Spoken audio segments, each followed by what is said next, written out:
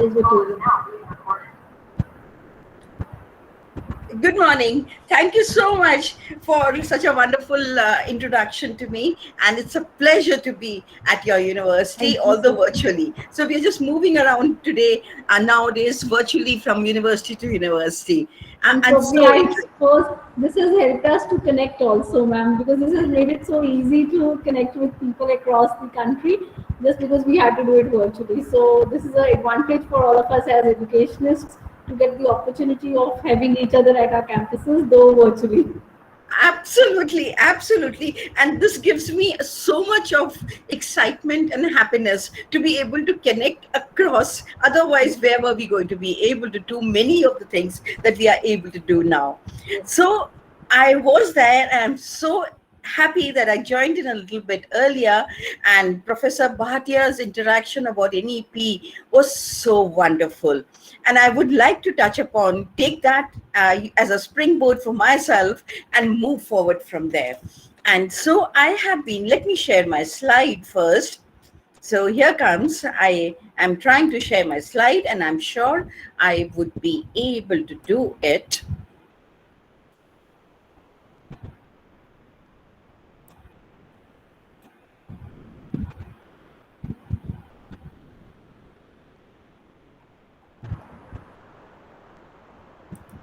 Is it coming?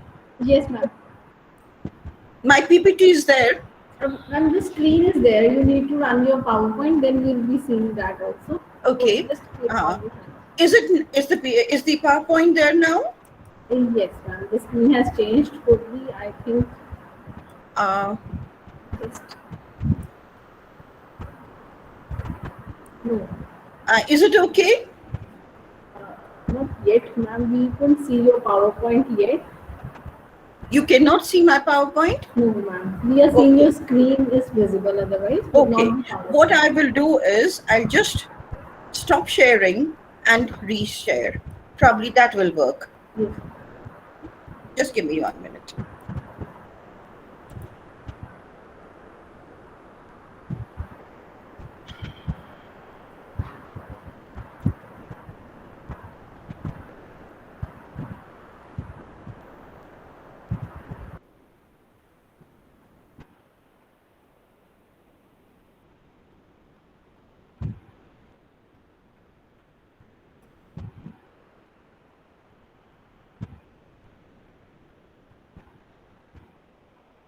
Hmm. Uh, it's not coming. I don't know why is this happening.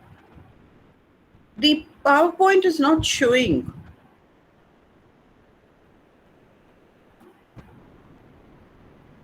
And when you share the screen, you just minimize the screen and then open the PowerPoint. It will come up. I share the screen. Yes, ma'am. 1 second. Right. I am sharing the screen.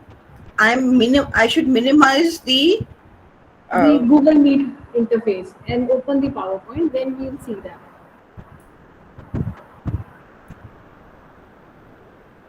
I'm going to entire screen. Right. Yes, ma'am. Okay. And then Then you must have got a small tab in the sharing window. the PowerPoint is not coming then. Doesn't matter, ma'am. Share the screen. Okay. Yes. And now PowerPoint after it gets shared. Now run the PowerPoint as if open the PowerPoint now separately. Okay. Yes. Yes, it's coming up. Just enlarge this. Right. Okay. And the I same. will just enlarge this rather than doing full screen because then I cannot see Yes. appropriately. Yes, Right. ma'am. It's fine. Done. This is fine. Yes, ma'am. Yes. Just 1 second. I'll just do this. Oh, again it's gone away. Just because probably we just widened it a bit. Yes, now it's fine. It's fine. Yes. And it's Yes. visible Yes. to everyone. Okay. Yes. So, I have been, thank you so much, Professor Harneet, for this wonderful opportunity to be with all of you.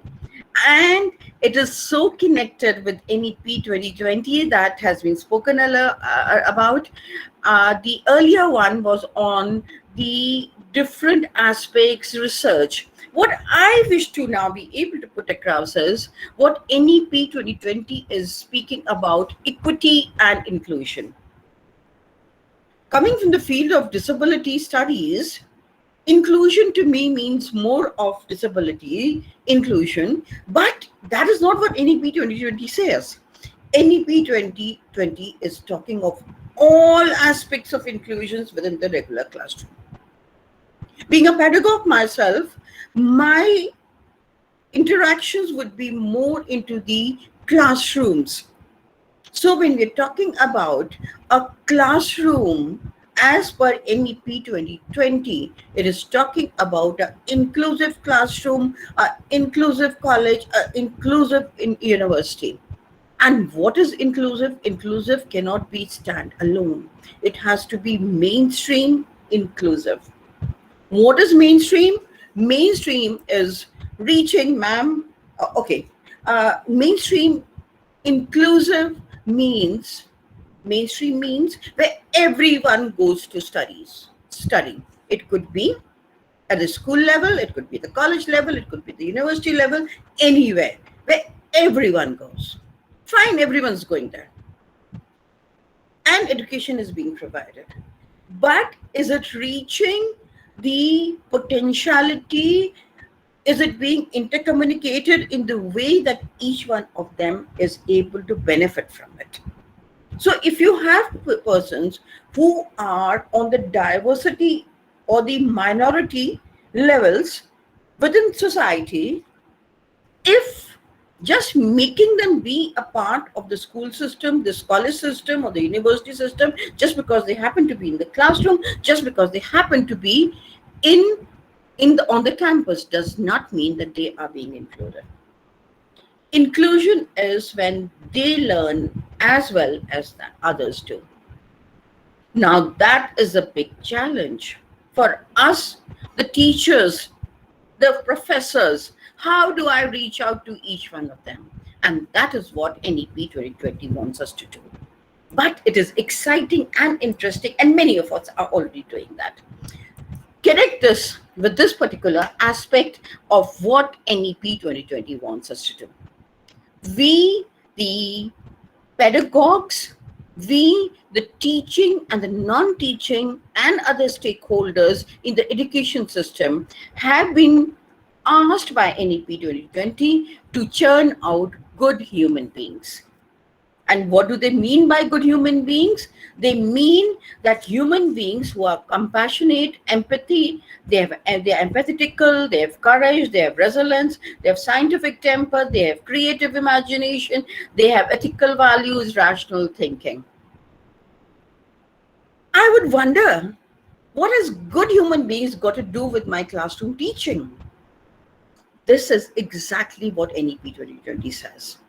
As soon as I move from a teacher-centric classroom to a learner-centric classroom, all these aspects that NEP says is good human beings is automatically a part of my classroom teaching learning process. Or the latest terminology, as I love to put it, is learning teaching process. And why learning teaching process? The onus in my lesson planning, in my IEPs, in my way of reaching out into the classroom has to be, has the child or the learner being able to learn, create, innovate, or is it just a form of where you're just putting in information? With NEP 2020, the two words that we use interchangeably in the education system, that is information and knowledge construction, now have entirely different meaning. Information means that Google Auntie is there for us. You just go to Google Auntie and she or he, whatever you want him, Google to be called, is able to give you far more information, right or wrong, than even the best library in my university. So that is information. You don't need a professor, you don't need Dr. Renu Malviya to be able to come to the class and give that information. My students can anyway get it faster from the internet and by other means, that information. So that's not my job any longer. My job is to facilitate them to construct knowledge effectively when the knowledge is there. And that is what, when we talk about being able to develop a rational thinking, what is appropriate, what is not, scientific temper, creative imagination. And also, the focus now across the globe is moving from individualized structures to team working. You work better, you reach out faster, you reach your goals better when you work as a group or a team. When you learn how to be a leader at one point of time, and at another point, you are a follower. And this is what the education system has to work on. How is that possible? For that, being able to do that, and we're doing it in our classrooms, when we have our college annual functions, when we have the different festivals of the college, our students do it amazingly well. You really cannot make out who is the leader at what point of time. They work as such good, wonderful teams. Can the same thing be done for construction of knowledge within the classroom? But for that, you need compassion to understand the other person's limitations and interest and diversities which are far different from you. You need to be empathetical, not sympathy based. And that is exactly what NEP 2020 is saying about our classrooms. So the student which comes to my classroom, each one of them, imagine the number of students that I may have in an undergraduate classroom, far more in a postgraduate education classroom, slightly less. At the doctoral and postdoctoral, individualized probably, but they come with such a large brain, each one of them, and each brain is different. Me, the faculty, me, the teacher, professor, teacher, whatever, but I feel like calling myself a co-learner and a facilitator. Because I am realizing I'm learning far, far more from my students than probably somewhere I feel, am I really teaching them enough?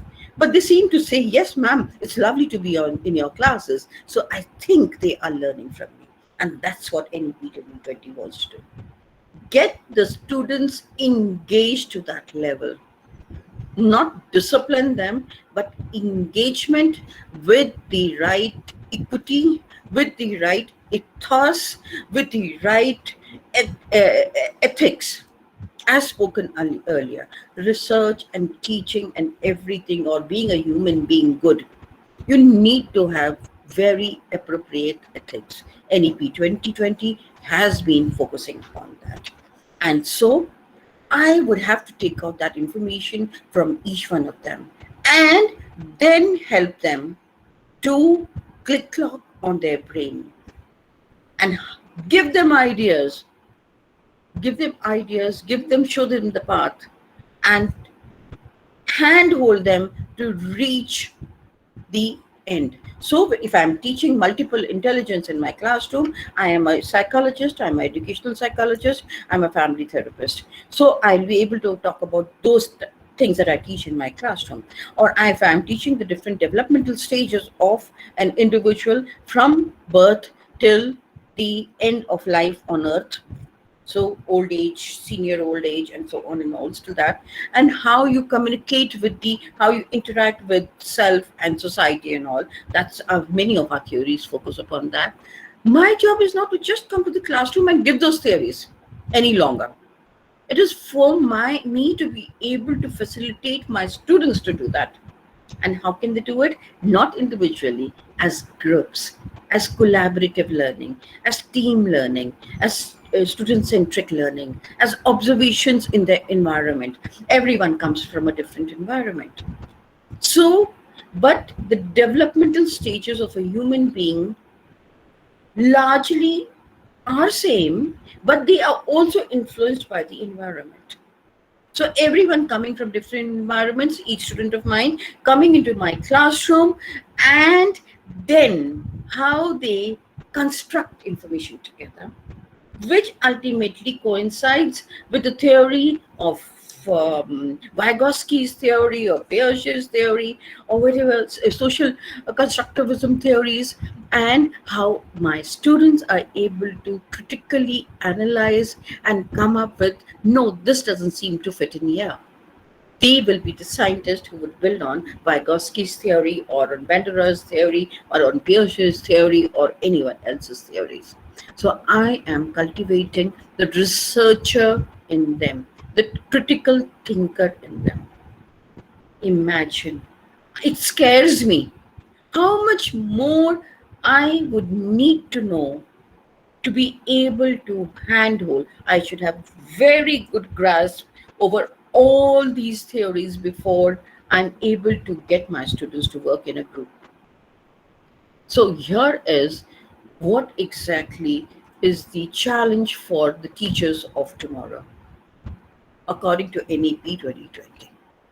But as I go along with my slides, I would also like to indicate that NEP 2020 has also emphasized on that the teachers in service lifelong training and skill development.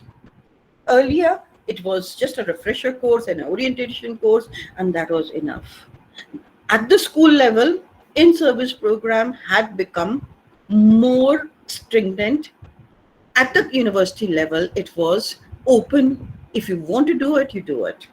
Now it will be that you would be given the opportunity to excel in whichever interest areas that you're moving in, but your skill development will have to continue to be increasing. So this is what, and NEP 2020 has earmarked resources, fundings, etc., for lifelong training of the teachers at all levels. These are the different NEP 2020 has built itself upon. Not, it doesn't come out of a vacuum somewhere.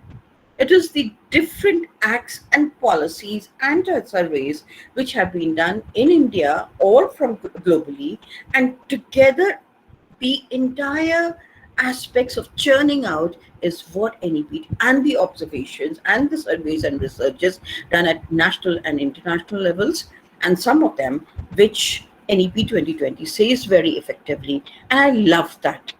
They say the previous acts and policies, whatever is being said in them, stands to be accepted and to be taken along. So if the Rights of Persons with Disability Act 2016 has said certain things, NEP 2020 does not negate it. If the National Curriculum Framework for Teacher Education was at a particular level, it builds upon that. So that is the most interesting aspect of NEP 2020. So it also says that the Article 51A that of the Constitution and the fundamental rights of the Constitution and the duties, not the rights, the duties in the Constitutions will form the backbone, or will be a part of the framework of the training and the way forward for the education system. At the school level, these are the different areas where NEP 2020 has restructured school curriculum and pedagogy, which is attempt at curtailing the dropout rates, foundational literacy and numeracy. The literacy and numeracy, which is affected adversely at the preschool level, influences how many students will reach the university level, influences how effectively they will be able to elicit and gain from the college and the university systems. So see how important this whole thing is. It also speaks about having a interlinkages, dynamics between what is happening at the different levels of the education system. They're not standalone. They are, if you're talking about the school system, the university system, the teacher education system, game has to dynamically link here, and this system has to link here. And somehow we have been working in watertight compartments. So early childhood care and education has been given importance, effective governance, which is we think equity, inclusive education, not equality, equity. Who needs what is most important. Equality automatically comes with equity. Service environment and culture, recruitment and deployment. Now they're talking about that if you function better, you are that way given a better position, your pay skills, etc., would be influenced by those aspects. I remember now talk about that the college teachers should be doing researches. We were doing researches. Many college teachers were doing researches, as the previous speaker spoke. And there was a question which was coming in, do I teach or do I do research? It says here is that my teaching in the classroom should be the basis of my projects. My projects would influence my teaching, should influence my teaching in the classroom. And I was listening to that. I just want to take an example, a very simple example, which came out of some work a little project which I was doing on the interiors of a classroom. And at the same time, while I was doing that, most of the researchers, most of the work which gets quoted, a larger percentage is from the Western world. Because we as Indians, do not tend to do that much of research, because we must realize that we come from an oral culture. So documentation doesn't come naturally to our culture, but we have to do it effectively as a researcher. So in that work, when we're looking at the interiors, I also looked at it, the need to have classroom settings in certain ways, to have the appropriate type of furniture and so on and so forth. Right then, I have been, obviously, with my years of experience, I have been exposed to schools within the city of Delhi where I live, and across the country, in many, down to the last village, where children sit on the tart. There are no furnitures. But our Indian homes also did not have too much of furniture.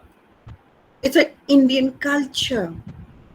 That is gradually that more furniture is coming in.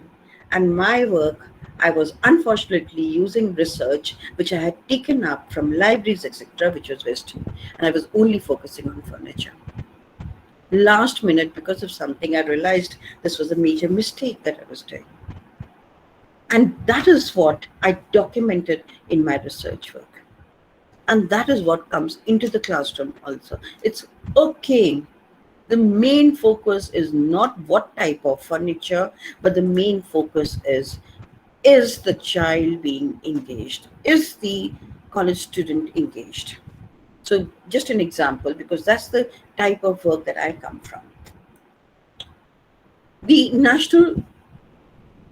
So when we were talking, are we coming to the national education policy and at the higher education level? This I'll just skip through quickly because this has already been covered. We need to increase the GER, the gross enrollment rate at higher education. Now, when I talk of higher education, research, application, applying, feeding into the school system, the enrollment rates have improved immensely at the school level. But it is the entire pipe through which the students come to the college and the university system is through the school education. They have to pass the school system to be able to come there. If they're dropping out there, then how is the university?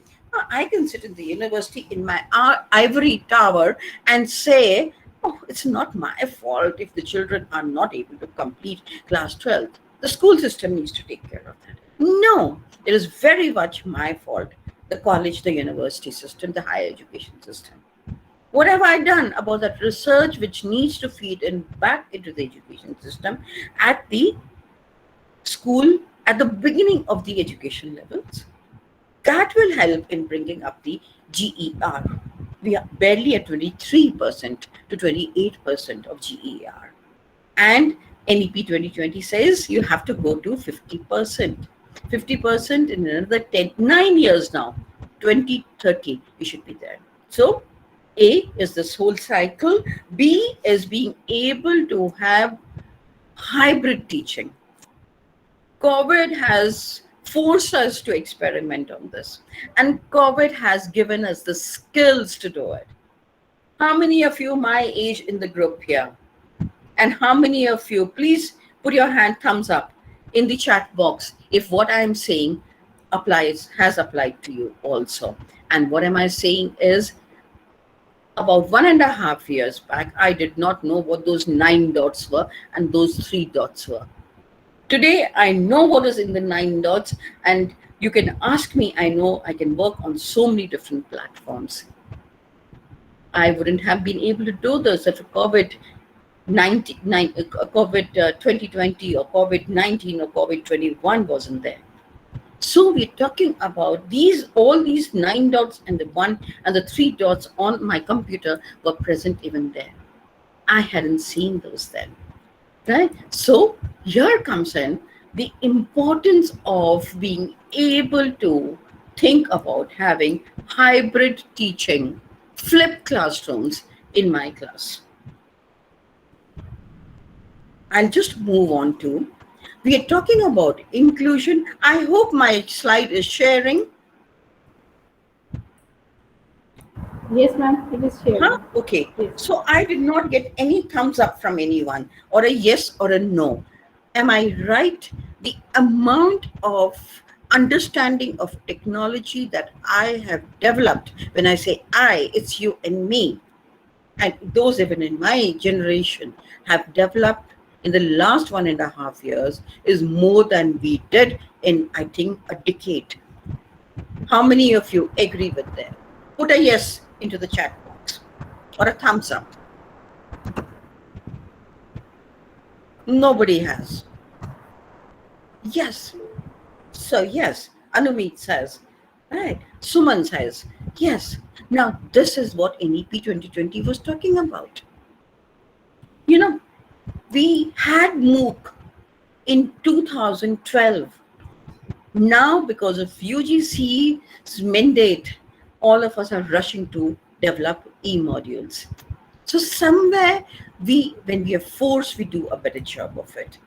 Now we're talking about, let me just talk about, when I talk about an inclusive classroom, NEP 2020 also says that learners with specific learning disabilities, which makes up about 10% of the classroom, will be given importance of how to make them, the classrooms will be geared towards their needs. At the university, at the school level, there's a lot of work being done. At the university level, I'm sure many of us still need to understand better what is this neurodevelopmental disabilities, what is this specific learning disabilities.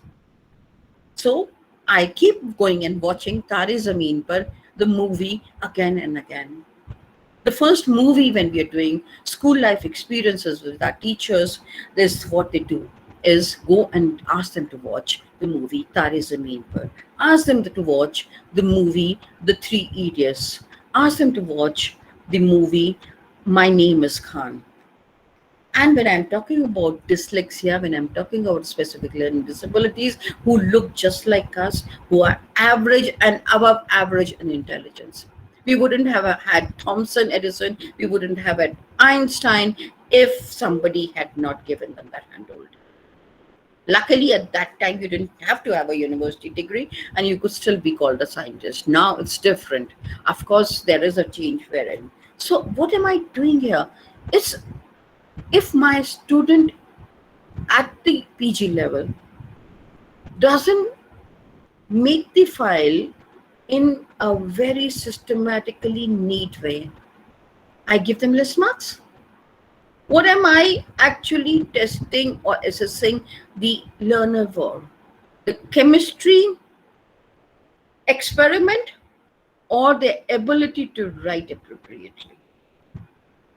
And here comes in what NEP 2020 is talking about. Goals, objectives need to be clear. Let's not focus on the wrong objectives when I'm teaching or in the classroom. I'll just skip here. Assessments. So the assessments that is being spoken about has to be a continuous, comprehensive evaluation. Of course, when we talk about continuous comprehensive evaluation, CBSC has been burnt by it. They tried it, and before the skills were developed, it was taken away. So these things do happen. But it's coming back again, competency based learning and not rote learning. So even the question papers which are being made in universities and colleges and higher education institutions now test your competency basis, higher order skills. The questions are no longer define the theory of, give the four aspects, the four stages of the theory of. It's never there. It's the implementation of those theories, the critical analysis of theories. What are we doing? It is higher order skills, analytical skills, critical thinking, conceptual clarity that the focus tends to be on. So assessment now has to be, even at the higher education levels, a 360-degree assessment. The whole process of the educational cycle is going to be focused on. So assessment for learning, assessment as learning, assessment for learning, of learning. So we're talking about summative, we're talking about formative. All of us know what formative evaluation or formative assessment is. Formative assessment is when a concept that you have been interacting, teaching in the classroom, facilitating the learners to learn, the next concept develops on that, or a number of concepts develop on that. Unless the concept A clarity is there, the other concepts will not build upon it. So what I teach in the classroom has this learner learned. There is a very important saying which says, teacher, if I do not understand the way that you teach, will you teach the way that I can learn? Let's take it to the professor level. Assistant professor, associate professor, professor, anyone else. Professor, if I do not learn the way that you profess, will you explain it to me or profess it to me in the way that I can understand? So conceptual clarity. So we assess ourselves. If my students haven't understood what I'm trying to say, then I haven't taught. So here is the law in physics. I'm not a physician. I do not have that background, but I still do know that the work done. If I put my mobile on my hand and keep it like this for the next 10 hours, would work have been done? But there would be no work done because there's no change in situation. In placement, there is no change of place or placement, whatever it is called in. So here comes in, if what I am doing does not change, doesn't bring about engagement, a change, a critical thinking, a way forward in my students, then actually no learning has taken place. If no learning has taken place, then no teaching has taken place. Although I spent hours there, I hope it's not happening just now. Okay. And then teacher needs to be a lifelong learner. And that is what NEP 2020 says.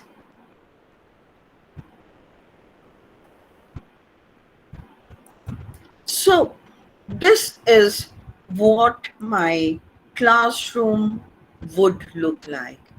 teacher-centered, learner-centered, learner-centric. And this will, first of all, let's go to the arrangement in the classroom.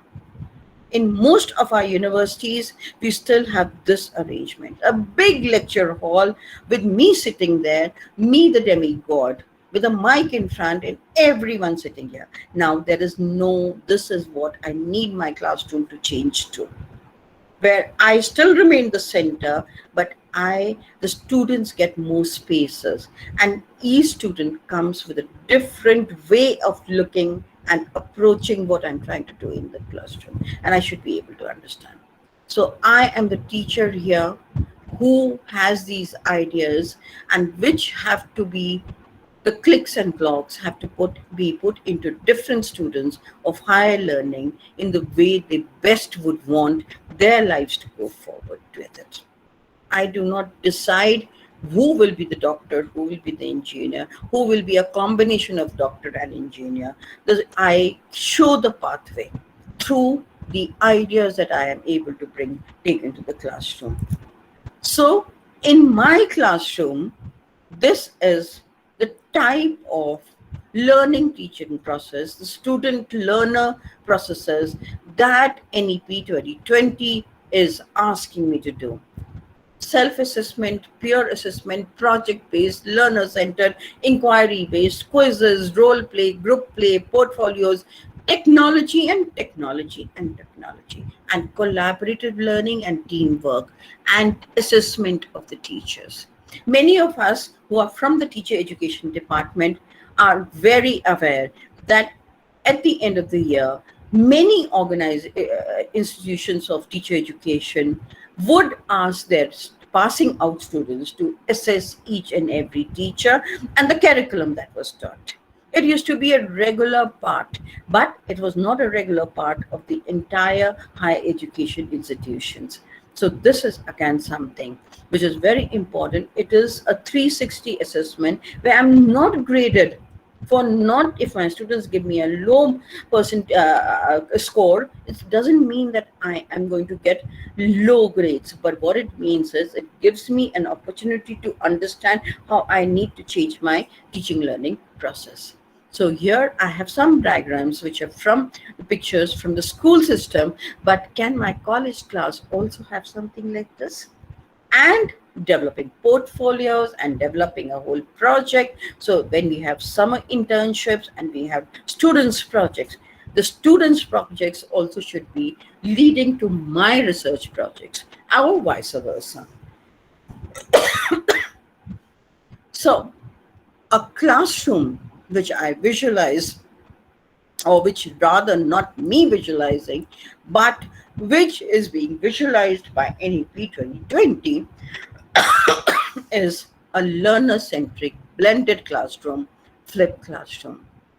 Here, look at the teacher. Now, this teacher is not only a disciplinarian.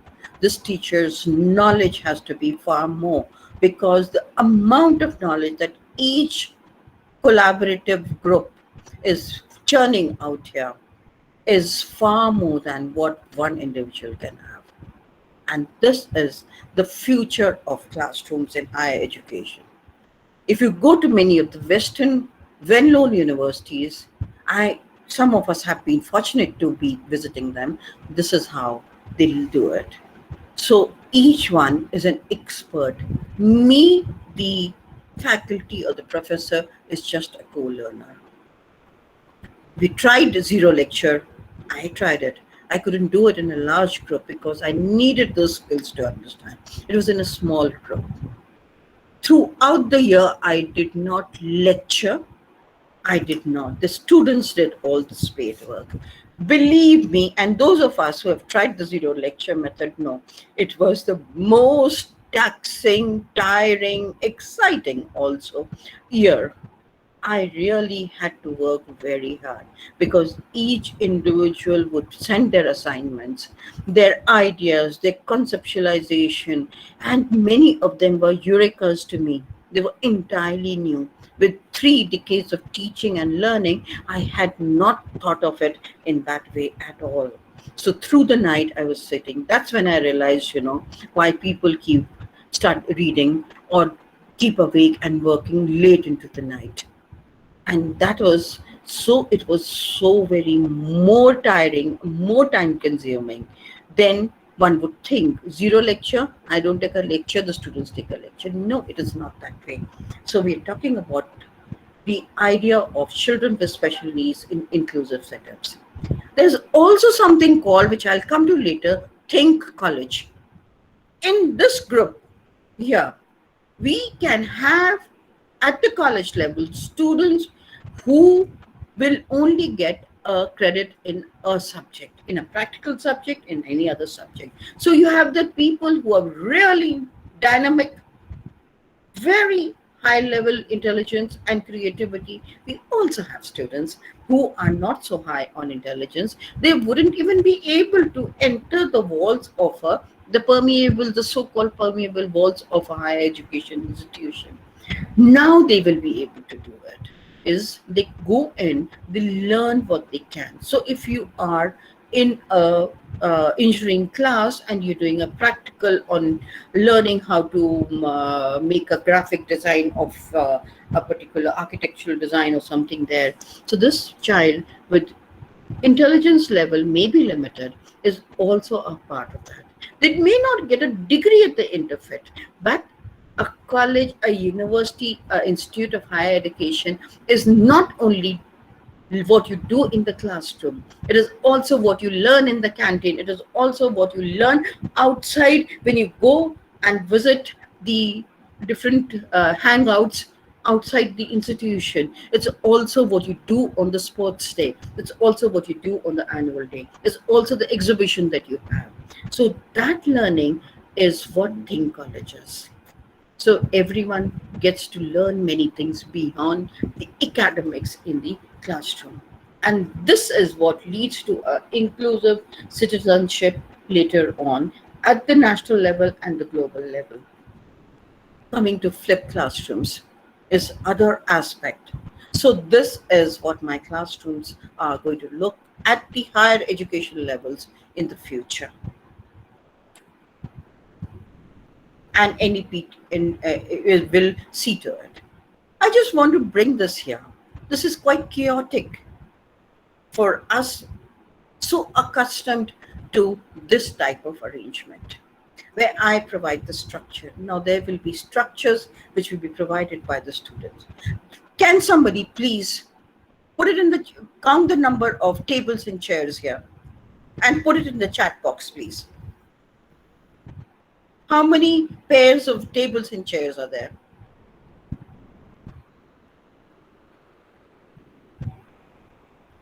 Is it coming? Yes, 25. Anyone else wants to count them and put them there? I see that there are lots of research scholars also in this group. Now it's 25. Now count these here.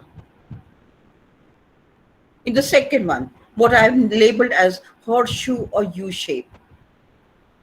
13. If I have one more, wonderful, Dr. Gagandeep, education, that must be her name, ma'am.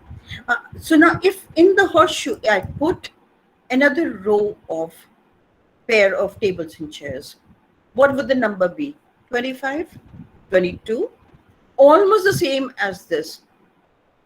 Now let's go back to this. You see, there is more activity happening here. The number of students are the same, but they are more engaged. When will they might not be so disciplined, but when you're doing anything with a lot of, I mean, it requires a teacher's skill. If with a lot of engagement, automatically the noise levels also go down there. So it is those who have tried these methods find it is very taxing, it's tiring, but the learning is far more. And that is what NEP 2020 says when it talks about student-centric methods. So the teacher affects eternity. What I do in the classroom will decide what my learners will do in society when they become creative, contributing society members, citizens of the nation and of the globe. And so caring and inclusive cultures, inclusive mainstream education, common goal. So if I'm teaching something in physics, the common goal still remains that part of the syllabus. I'm not talking about the curriculum as yet, but through diverse means that learning is happening, right? Then now I'm so lucky. The pedagogy, according to NEP 2020, says clearly the teacher can decide what pedagogies I use in the classroom. But that's very, now my principal can't say you have to teach only by using the lecture method. You have to use, now I can show them NEP 2020 that I am permitted to use whatever aspect. But the outputs have to be there. The outputs now have to go from rote learning to competence-based learning. So the output summative assessment or the final exam or the half-yearly exam will be based on competence learning. So the job, I get my freedom, but with it comes a larger responsibilities.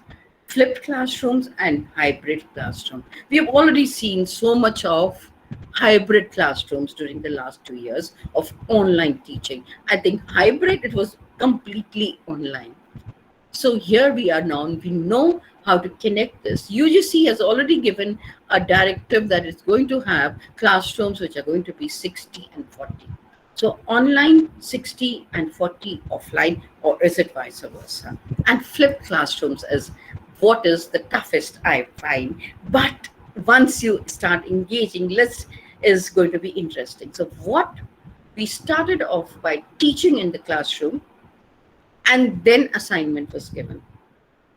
Now what they're saying is, in a flipped classroom, all the lecture, all the preconceived ideas that I want the students to think about, generate in my classroom, I would be doing it, the students would be doing it before they come to the classroom. Now, this requires a lot of experience and skills by me, because why would students listen to my lecture? So they better be only 10 minutes lecture, and they better be very interesting at the level of the students. My level is not necessarily the higher level. And so this is what my flipped classroom's initial component would be like. It would incorporate diverse students. So here is the student from a high socioeconomic strata. There's another one who cannot get the network, so this year. This student is as much a learner, but sitting on a treetop till India can get our bandwidths, etc. So in my flipped classrooms, when my lecture is there, it is there how it is reaching the students. What are the, now if you look at it, suppose this is a flipped classroom which is talking about environment, sustainability, importance of the ecosystem. Who will be able to get more information into the classroom is this person who is sitting on the tree and trying to get a bandwidth where he or she can get and listen to my lecture or the YouTube that I've asked this class to study. They can barely get those 10 minutes. He would be walking about 5 kilometers away from his home.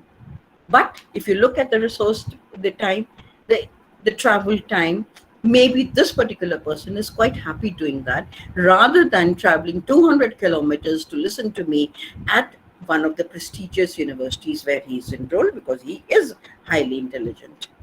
Right? So here is the type of variations that would come in, what a flipped classroom would bring in. So as a teacher, I'll now be a facilitator, a co-learner, a lifelong learner, inclusive education, active at the effective cognitive psychomotor levels. As was said earlier, if I want my university or want to get projects, I need to link with the industry. The industry is not so interested in pure research. Pure research is extremely, extremely, extremely important. But the applied research is also important. And therein comes the need to be able to connect with each diversities and form my students' projects and my projects out of that.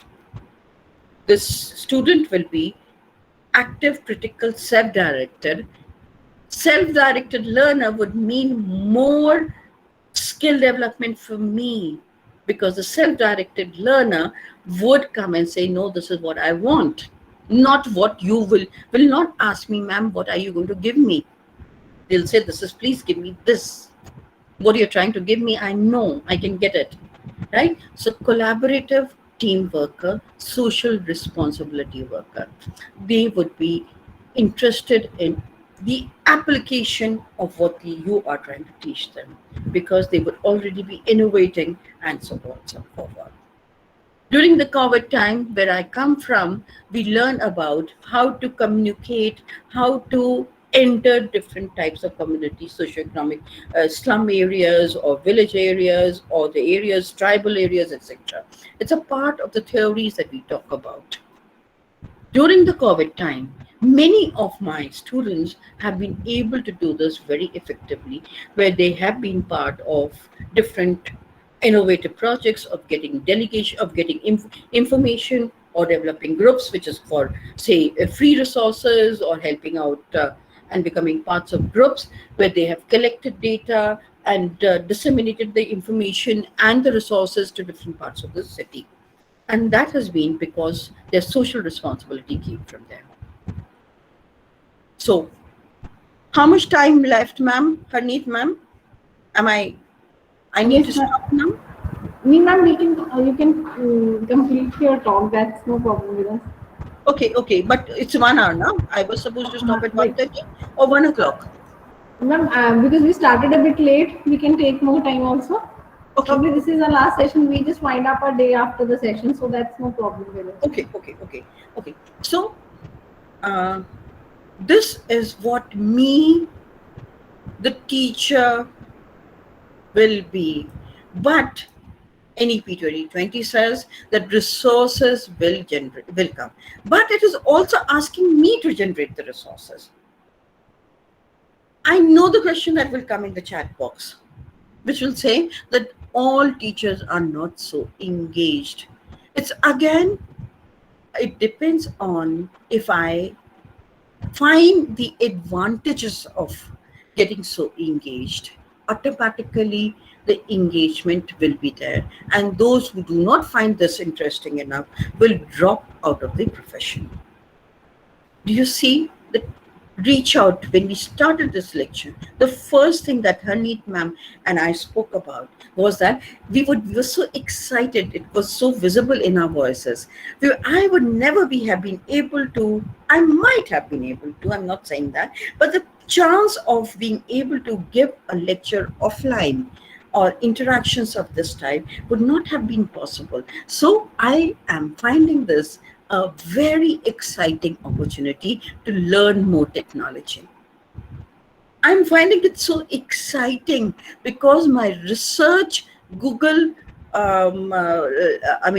what is it called? The Google form is giving me so much of information, and it's so easier to collect data, which I was finding so difficult earlier to do. I'm finding that I have more time.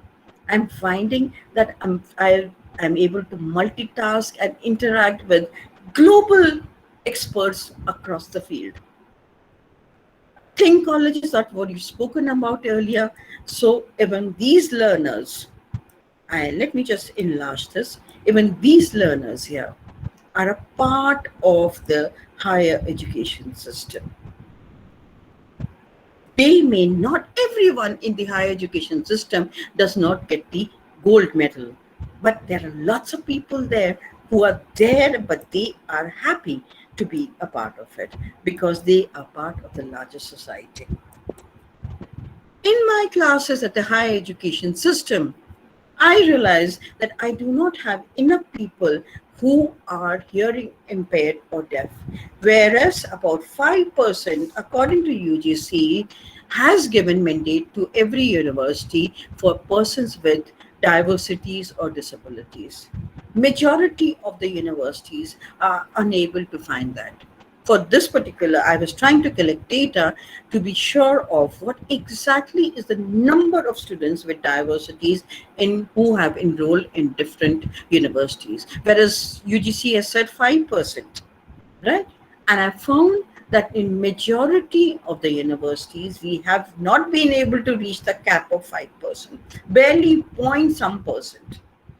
Of course, you could say that the college, the university, the school system has not been able to reach them there. But let me just bring in this particular thing. This is part of a project, a presentation which I was doing for NCRT. And here is the sign language. Sign language is our official language, as is Braille, as is English, as is Punjabi, as is Marathi. Okay, so here is the sign language, and here is me teaching or interacting. Do you see? I have no idea of here of sign language, and let alone Indian Sign Language. But can you see that my hand movements are almost similar to that of the sign language person? So what am I trying to say by depictions here is that 65% of our non-verbal communication, the way we communicate is through non-verbal communications or through language, through the body language. And this is a natural automatic behavior of me here. And observe yourselves, who even those people who are not from the education background can observe for themselves. When I'm making my PowerPoints, I've become apt at using different categorizations. So water soluble is blue, the fat soluble is orange. We already do this when we are making our PowerPoint presentations. So here is how we are simple ways of helping persons with diversities understand what I'm teaching or trying to get across to my learners in the classroom. We have children with, we have learners with specific learning disabilities making almost 5 to 10% in higher education. They are identified or non-identified. Most of them have not been assessed. The problem is all those clumsy people, many of them, not all, I'm sorry to say that, to use that sentence. We prefer sequence. So the experiments done in the physics practical file or in my geography practical file need to follow a sequence, which I have dictated. But my learner with diversity uses a different categorization. Isn't this one messy? But it's messy to my eye, not to this person's eye. See, there's a category here, there's a category here, there's a category there. There are categorization, but I want only this categorization. Big deal. Why do I have to force my ideas on somebody else? Remember, it was said that earlier the teacher could see the future of the next 20 years. Here, we were not even able to see the future 12 hours ahead. In my university, we got only 12 hours to take whatever we could from the library. First time the library overnight had to, they told us, take as many pictures with your mobile phone as you can. But in 12 hours, what could we do? So we could see the future of COVID only not even 12 hours ahead of ourselves. In my classroom, I have children, learners, even at the higher education level, who want very systematic step-by-step procedures to be explained to them. There is another one. You give them the end product, give them the content, and they will develop the aeroplane for you. They are picture readers. They are holistic learners. And therefore, you will find children with or learners with specific learning disability, dyscalculia, etc., which have entered the education system, and they're wonderful with event management. They are the college presidents, but they're barely able to complete their files because the file insists on systematic arrangements. So therefore, is my library equipped? I'm so sorry. I'll ask you to get, I put in here, please get me pictures of the library where we have adults. I cannot find them on the Google at all.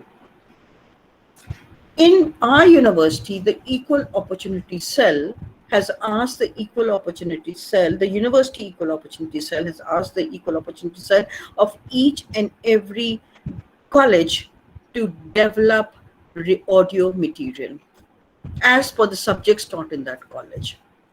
Do you see this speaking pen? It has a small chip inside, and the small chip has a recording of what is written here.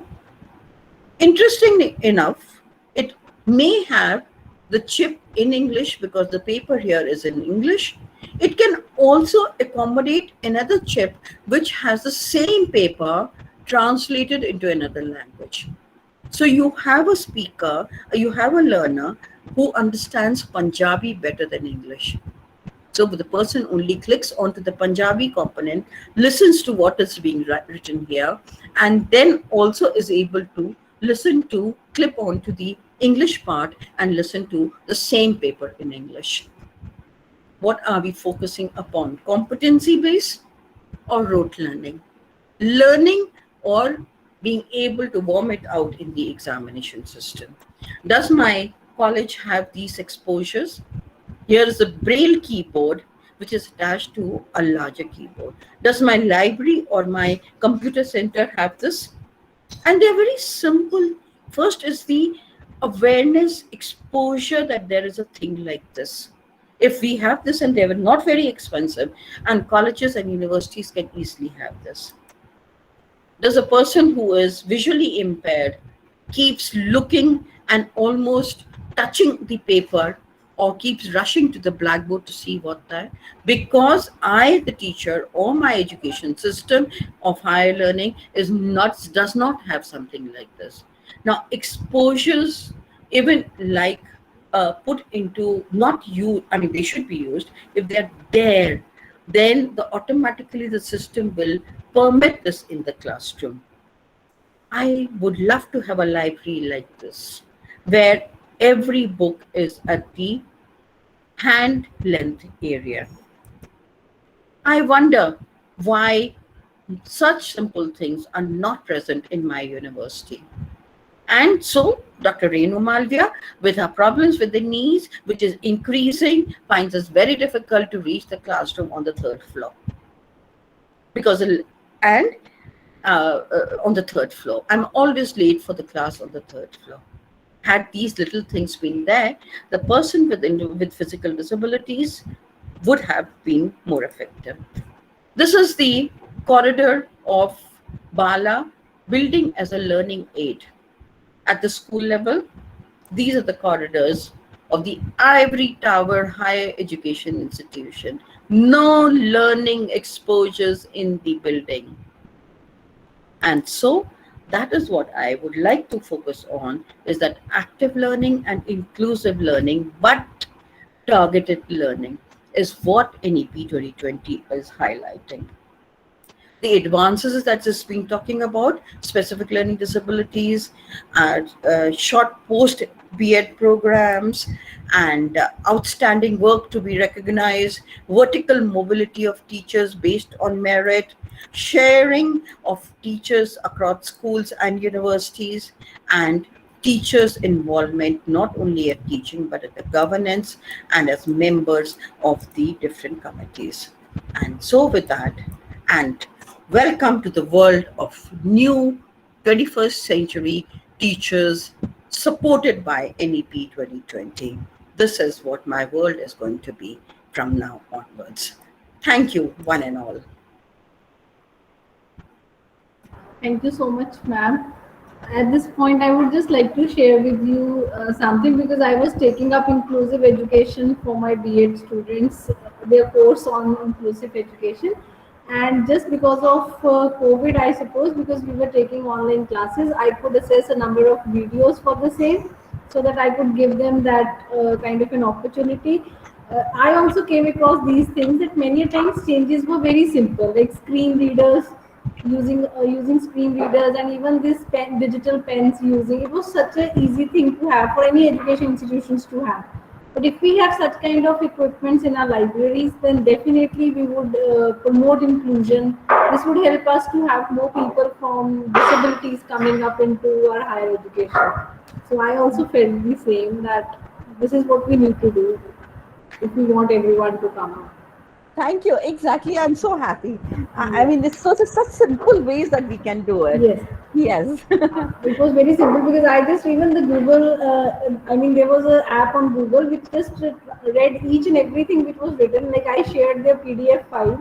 There was an inbuilt reader in PDF document also. So it was just they. It just had to click on it, and the app used to read everything that was written in the notes. So students were also very happy. And similar was the translator app, because Absolutely. like we also have people coming up from Punjabi is their medium of instruction, and so it was so helpful to them because they could easily translate the text using that app. So things are available. It is just that we maybe because we don't know about them, or maybe we are not using them because probably we were not that digital or technology savvy earlier. But this COVID made us so, and so now we can hope that maybe we'll have more such things used in our classrooms. So the next project that we can have with the students and a project for ourselves is what are the different types of innovative apps that are there and Yes. how do we use them in the classroom? Right, No? right. Because yes, ma'am, we had one of this. I mean, a video coming up on Facebook also how medical education will look in future, and that was too good. I personally felt that it was too nice use of these things because this helps these students to get the concepts also in a much better way. I don't know how in our university we realized, we have had to have SEP2, that is the school experience program, almost online. But there Right. has been a remarkable number of skills that my students have learned this year, which they were not learning offline, because they get exposed to so much of teaching, learning, material, concepts, the peer feedback, which was not happening when we were going offline. So Yes, yes, I agree with you completely. right. Yes, Well, as far as this, even this, we also had the school experience program online, almost a large portion of it online because the schools were closed. I mean, we had only our students went for about 20-25 days to schools, then the schools got closed. So we had to do it all in simulated online mode. But the best thing, absolutely. even if I shared it in the earlier sessions also that when our students they are not that technology savvy, they didn't even know how to make a PowerPoint. But now they are so excited because they downloaded the PowerPoint app in their mobile phones, and it was too easy for them to make presentations. And so when now we tell them to give an assignment, they say, "Ma'am, we'll give a PowerPoint." So because that has become so easy for them. Earlier, it was not the case like that. Hmm, hmm. So this helped us also. Exactly, exactly.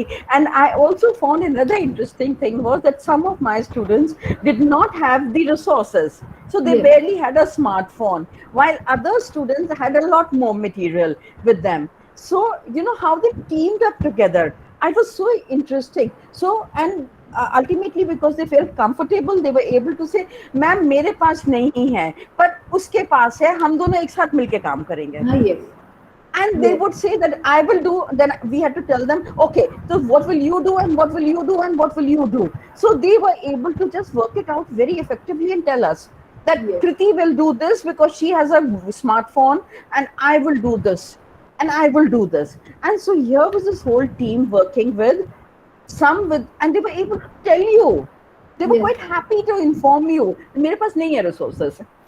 Because this is the best part what happened, because generally otherwise what we used to, because we never had so many overhead projectors in our department. So but then due to this every teacher was sharing videos, every teacher was because it was online on Google Meet and it was easy to do that way. So this helped us, and probably we got to know that there were so many things that we could use to make learning more easy for our students. So that is the plus point. Yes, and definitely we hope a better inclusion as far as the policy says when we come up, because I do feel that these people, yes, the enrollment of people with special needs into higher education is not that much. Like we never had a student with special needs. Only for this year we had one blind student with us, but she also left the course because it was online. That became a problem for her. She couldn't read the things because she couldn't meet the teachers. So, but then eventually we never had a person with special needs coming up in our teacher education program here. So let's see, the times to come may give us a new kind of teaching learning process to happen, right?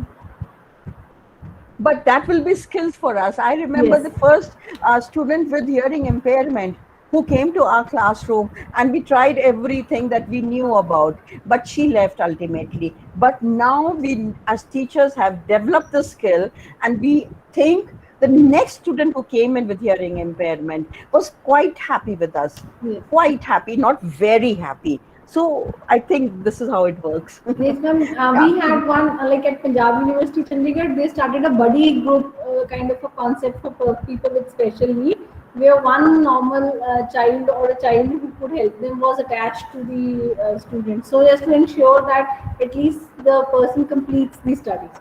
So and Absolutely. every day the buddy used to change, so that it Hmm. is not burdening for any one of the students. But this helped them in making Wonderful. sure that the child completed the higher education program. So it was, I mean, you must be knowing Rajgupta ma'am. She shared this incident with us because she had a person Hmm. in her classroom. So she said, I made a buddy group kind of a thing in my classroom so that everyone could help the child complete the education process. Wonderful. And second, what I liked about what she's done, what you've told just now, is that every time the buddy would change. So there were Yes. new buddies. So all those buddies were exposed Yes. to how, that empathy factor and Yes. factor that were It the very increases good. the sensitization also, man. Because generally, unless you don't meet these people, you are not sensitive towards their needs. This helps Absolute. on Hmm. that ground also. Hmm. Very good idea. We must take these ideas forward. Right. Thank you so much. And thank you so much, ma'am, for giving us such a nice talk. And it was a pleasure listening to you and having you with us in this session today. And I would definitely want to have you physically at our campus in times to come. So, we can plan a program and then have you with us for a very detailed session. So, thank I you so much. definitely. Thank you so much. And we must Thank have projects together. Thank you Right, so much. definitely, Thank ma'am. you. Thank you Bye so bye. much, ma'am. Thank you.